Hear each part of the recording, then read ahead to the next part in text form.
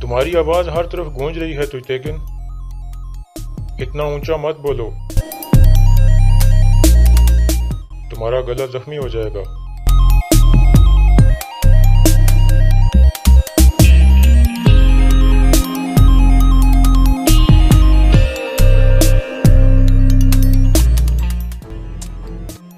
غدار، نقصان ہو جانے کے بعد بہت بڑی قیمت چکانی پڑتی ہے تجتیکن۔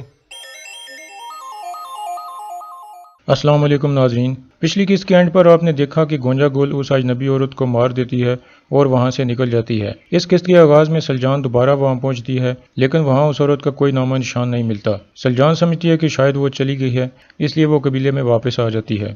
دوسری طرف گمستیکن حائمہ خاتون کے پاس جاتا ہے اور ان سے معافی مانگتا ہے کہ میں نے حلیمہ اور دلی دامیر کو پکڑ کر غلط کیا تھا، اور کہتا ہے کہ اگر ارطغرل نے ہتھیار نہ ڈالے تو ریاست اسے معاف نہیں کرے گی، اس لیے آگے سے میں کچھ بھی نہیں کر سکتا۔ اتنے میں ایک سپاہی اندر داخل ہوتا ہے اور حائمہ خاتون کو بتاتا ہے کہ قبیلے کے قریب سے ایک عورت کی لاش ملی ہے۔ دوسری طرف ارطغرل اکیلا ایک جگہ پہنچتا ہے اور حلیمہ سلطان اور دلی دامیر کا انتظار کرنے لگتا ہے۔ ارطغرل نے فیصلہ کیا تھا کہ وہ حلیمہ سلطان اور دلی دامیر کو کونیا بھیجے گا، اور یہ خبر نویان تک بھی پہنچ چکی تھی، اس لیے وہ بھی اپنے سپاہیوں کے ساتھ وہاں پہنچ چکا تھا اور چھپ کر ارطغرل کو دیکھنے لگتا ہے۔ اتنے میں ترگت اور بامسی ارطغرل کے پاس پہنچتے ہیں اور ان کے ساتھ برقعے میں دوان بھی ہوتا ہے۔ دراصل یہ ارطغرل کی ایک چال تھی۔ دوسری طرف قبیلے میں اس اجنبی عورت کی لاش کو اٹھا کر سامنے لایا جاتا ہے۔ وہاں کافی ساری عورتیں اکٹھی ہو جاتی ہیں۔ اتنے میں سلجان وہاں پہنچتی ہے اور اس عورت کی لاش دیکھ کر چونک جاتی ہے اور فوراً واپس قبیلے کی طرف بھاگتی ہے۔ وہاں پہنچ کر سلجان چلانا شروع کر دیتی ہے کہ آیت الن ایک قاتل ہے اور اس عورت کو آیت الن نے مارا ہے۔ گندوگدو اسے چپ کرانے کی کوشش کرتا ہے، لیکن سلجان خاموش نہیں ہوتی۔ حائمہ خاتون اس سے پوچھتی ہیں کہ تم کیسے کہتی ہو کہ آیت الن نے اسے مارا ہے؟ سلجان کہتی ہے کہ اس عورت کو دیکھ کر آیت الن کا رنگ پھیکا پڑ گیا تھا اور اس نے فوراً اسے قبیلے سے نکال دیا تھا اور اب اس کی لاش ملی ہے۔ آیت الن کہتی ہے کہ ہاں میں نے اسے نکالا تھا، لیکن میں آج سارا دن قبیلے سے نکلی ہی نہیں اور یہ سب عورتیں میری گواہ ہیں، اس لیے سلجان کی بات پر کوئی بھی اعتبار نہیں کرتا، اور حائمہ خاتون گندوگدو سے کہتی ہیں کہ اپنی بیوی کو یہاں سے لے جاؤ۔ اس کے بعد گندوگدو اسے ڈانٹ کر وہاں سے بھیج دیتا ہے۔ دوسری طرف تجتیکن اپنے سپاہیوں کے ساتھ روانہ ہو جاتا ہے تاکہ ارطغرل کو پکڑ سکے، اور سیدھا ارطغرل کے سامنے پہنچ جاتا ہے۔ ارطغرل اس سے پوچھتا ہے کہ تم یہاں کیا کر رہے ہو؟ تجتیکن کہتا ہے کہ میں تم سے سلجوق کمانڈر ارتکش کی موت کا حساب لینے آیا ہوں اور تم نے ریاست کے ساتھ غداری کی ہے۔ ارطغرل کہتا ہے کہ غدار میں نہیں بلکہ تمہارا سپاہی کوجا بش ہے، جو شروع سے ہی نویان کے ساتھ ملا ہوا ہے، جس پر تجتیکن ہنسنے لگتا ہے اور کہتا ہے کہ اپنے جھوٹ چھوڑو، تم اور تمہارے آدمی غدار ہیں، اور کوجا بش نے تو تمہارے بڑے بھائی گندوگدو کی جان بچائی تھی۔ ارطغرل کہتا ہے کہ تم اتنے بولے ہو کہ مجھے تم پر رحم آ رہا ہے، جس پر تجتیکن غصے میں تلوار نکال لیتا ہے۔ اس کے بعد ارطغرل بھی اپنی تلوار نکال لیتا ہے اور کہتا ہے کہ اچھا ہوتا اگر تم اپنے اندر موجود غدار کو پہچان لیتے۔ تجتیکن کہتا ہے کہ تم نے حلیمہ کو قبیلے سے ایسے کیوں یہاں بلایا ہے؟ اس کے بعد دوان برقع اتار دیتا ہے جس کو وہ حلیمہ سمجھ رہے تھے۔ دوسری طرف نویان بھی یہ سب کچھ مزے سے دیکھ رہا ہوتا ہے کہ یہ آپس میں ہی لڑ کر ایک دوسرے کو مار دیں گے۔ ارطغرل کہتا ہے کہ اس غدار نے ہم دونوں کے لیے جال بچھایا ہے اور وہ منگول بھی جلد یہاں پہنچنے والے ہیں۔ تجتیکن کہتا ہے کہ کافی ہو گیا اور پھر ارطغرل پر حملہ کر دیتا ہے۔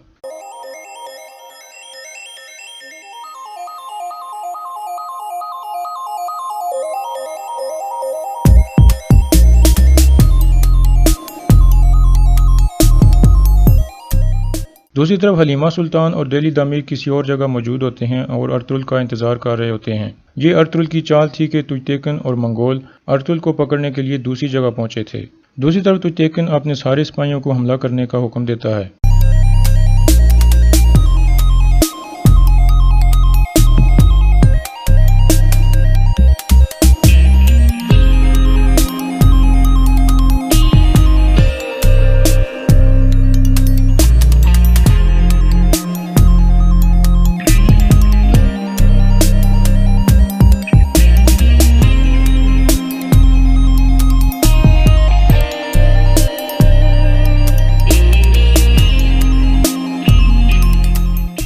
ارطغرل کے ساتھی تجتیکن کے سارے سپاہیوں کو قابو کر لیتے ہیں اور ارطغرل بھی تجتیکن کی تلوار گرا کر اپنی تلوار اس کی گردن پر رکھ دیتا ہے اور اسے کہتا ہے کہ اگر میں تمہیں مارنا چاہوں تو یہاں پر مار سکتا ہوں، لیکن میں اپنے بھائیوں کا خون نہیں بہانا چاہتا، اور اسے کہتا ہے کہ اپنی آنکھیں کھولو۔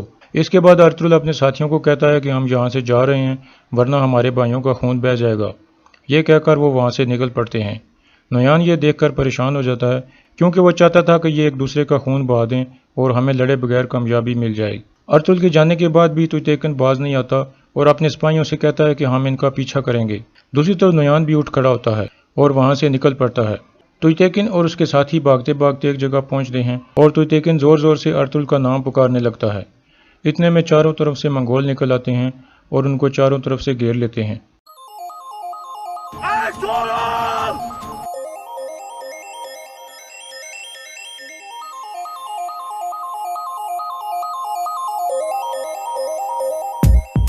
تمہاری آواز ہر طرف گونج رہی ہے توتیکن، اتنا اونچا مت بولو، تمہارا گلا زخمی ہو جائے گا۔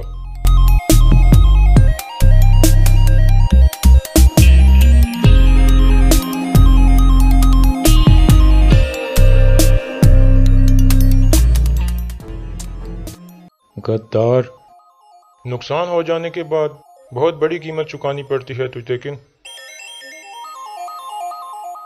دوسری طرف قبیلے میں آیت اپنے بھائی گمستیکن کو کہتی ہے کہ سلجان کو سب پتہ چل گیا ہے۔ گمستیکن کہتا ہے کہ کیا اسے یہ بھی پتہ چل گیا ہے کہ کرکت کی پہلی بیوی دورو کو بھی تم نے مارا تھا؟ آیت کہتی ہے کہ میں نہیں جانتی، لیکن یہ سلجان خاموش نہیں رہے گی، جس پر گمستیکن کہتا ہے کہ تم صبر سے کام لو، سب ٹھیک ہو جائے گا۔ دوسری طرف توتیکن اور اس کے ساتھی نویان کے جال میں پھنس جاتے ہیں۔ اتنے میں کوجا باش نویان کی طرف چلنا شروع کر دیتا ہے اور جا کر نویان کے ساتھ کھڑا ہو جاتا ہے اور پھر توتیکن کی طرف دیکھ کر تھوک دیتا ہے، اور یہاں پر توتیکن کی آنکھیں کھلتی ہیں کہ کوجا باش ایک غدار ہے۔ پھر اسے ارطغرل کی باتیں یاد آتی ہیں جو اس نے کوجا باش کے بارے میں اسے بتائی تھیں۔ اتنے میں نویان اسے کہتا ہے کہ اب بہت دیر ہو چکی ہے اور تمہیں اس کی قیمت چکانی پڑے گی۔ توتیکن کہتا ہے کہ میں تم جیسے کئیوں کو دفن کر چکا ہوں، جس پر نویان ہنسنا شروع کر دیتا ہے اور الو بلگے کا نام پکارتا ہے۔ الو بلگے اپنا ڈول بجانا شروع کر دیتا ہے۔ اس دوران توتیکن کا ایک سپاہی نویان پر حملہ کر دیتا ہے اور اس طرح لڑائی شروع ہو جاتی ہے۔